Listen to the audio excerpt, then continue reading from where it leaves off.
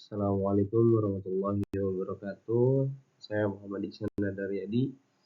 Jadi di sini saya akan menjelaskan rangkuman ulumul Quran materi dari 1 sampai 7.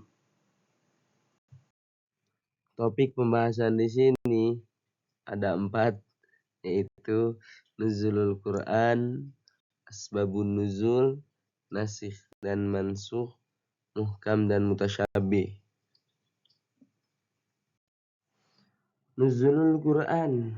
Al-Quran merupakan kitab wahyu yang diturunkan bersifat kalamullah.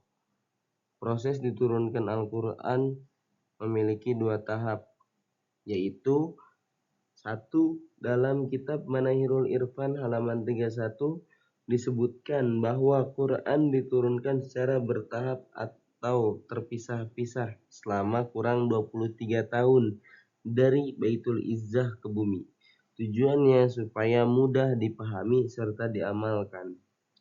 Dalam kitab Manahirul Irfan juga Imam An-Nasai, Hakim, Baihaqi dari riwayat Daud bin Abi Hindun serta Ikrimah dari Ibnu Abbas, beliau berkata bahwa Quran diturunkan secara sekaligus dari Lauhil Mahfuz ke Baitul Izzah pada malam Lailatul Qadar bertepatan dengan bulan Ramadan. Dan Al-Quran yang pertama kali diturunkan yaitu surat Al-Alaq ayat 1-5, serta ayat yang terakhir yang diturunkan yaitu ayat yang mengenai riba dan hutang piutang. Lalu ditutup dengan ayat perintah mengenai takwa. Dan setiap ayat ataupun surat turun terkadang diiringi dengan kejadian atau peristiwa mengenai turunnya ayat. Disebut dengan istilah asbabun nuzul. Pembahasan yang kedua, asbabun nuzul.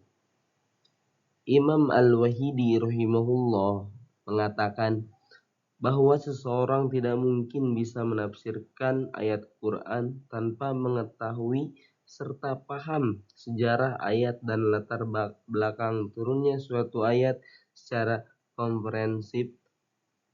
Di antara manfaat mempelajari asbabun nuzul itu 1.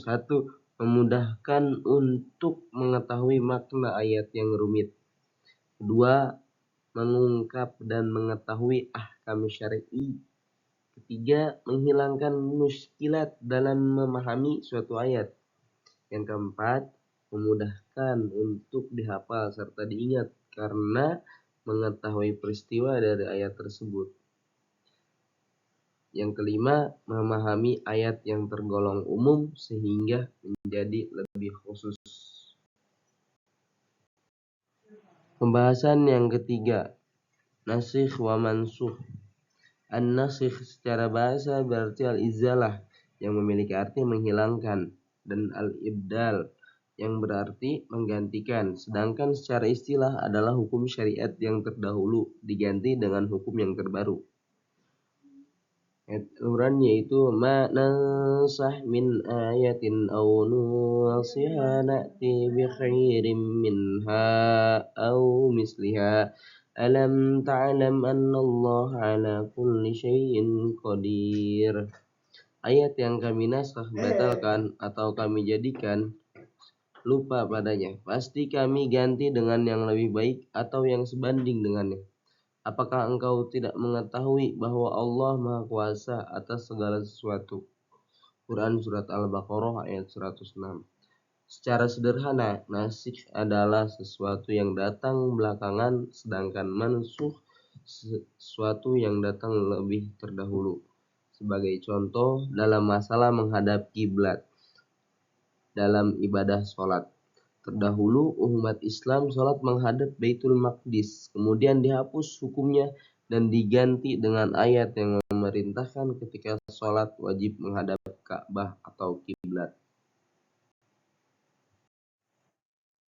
Pembahasan yang keempat, muhkam dan mutasyabihat. Al-muhkamat yakni ayat yang jelas mudah dipahami makna serta tafsirannya. Sedangkan mutasyabihat yakni ayat-ayat yang hanya bisa dipahami oleh orang-orang yang luas ilmunya.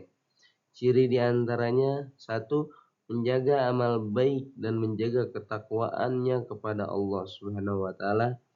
Yang kedua, memiliki hati dan akal yang sehat. Yang tiga, senantiasa tawadu, tidak sombong di hadapan Allah dan manusia. 4. Bisa mengendalikan hawa nafsunya dengan baik. Dan ayat-ayat muhkam dan mutasyabihat ini merupakan respon bagi orang-orang beriman.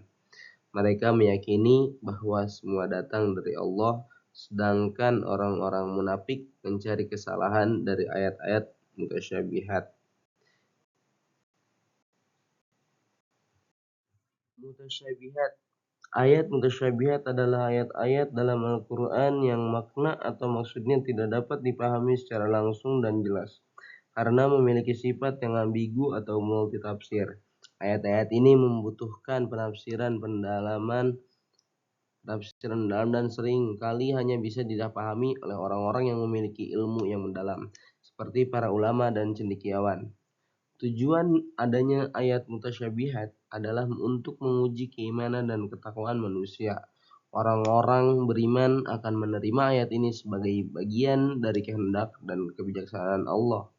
Sedangkan orang-orang yang tidak beriman atau munafik cenderung mencari kesalahan-kesalahan atau pertentangan dalam ayat-ayat ini.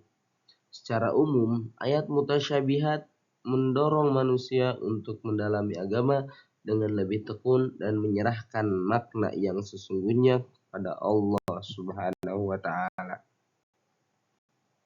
Ikut contoh ayat muhtamat itu walladzina yarmunal muhsanati summa lam ya'tu bi'arba'atin syuhada fa'ajliduhum thamanina jaldatan wa la taqbalu lahum syahadatan abada ulaika humul fasikun. Artinya, dan orang-orang yang menuduh wanita-wanita yang baik-baik berbuat zina dan mereka tidak mendatangkan 4 orang saksi, maka deralah mereka yang menuduh itu 80 kali dera, dan janganlah kamu terima kesaksian mereka buat selama-lamanya, dan mereka itulah orang-orang yang fasik. Ayat ini menjelaskan orang-orang yang menyebarkan fitnah wanita yang suci menjaga dirinya difitnah berbuat zina, sedangkan ia tidak memiliki bukti yang kuat, maka berlaku hukum cambuk baginya sebanyak 80 kali.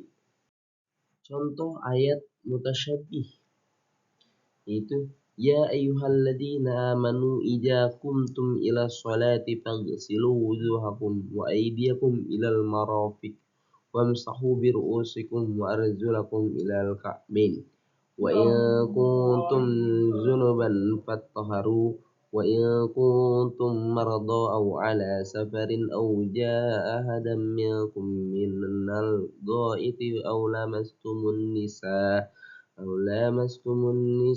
falam tajidu ma'an fatayammamu sa'idan tayyiban famsahu biwujuhikum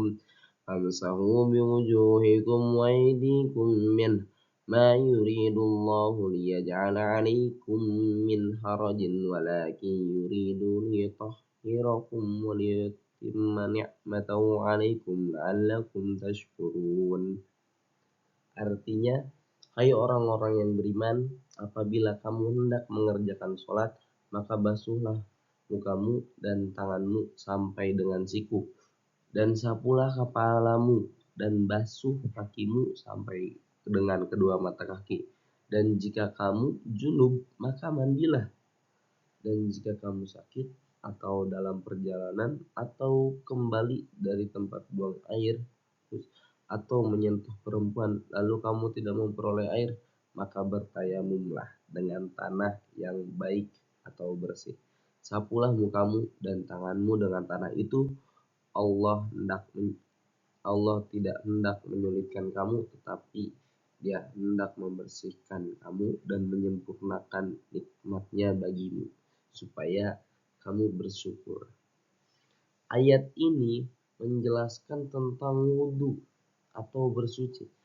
Para ulama berbeda pendapat dalam bacaan. Ada yang membaca wamsahu arjulakum, ada yang membaca wamsahu arjulikum, sehingga objek hukum menjadi berbeda-beda karena ada kerusakan hukum. Mungkin sekian dari saya. Jazakallahu khairan katsir. Assalamualaikum warahmatullahi wabarakatuh.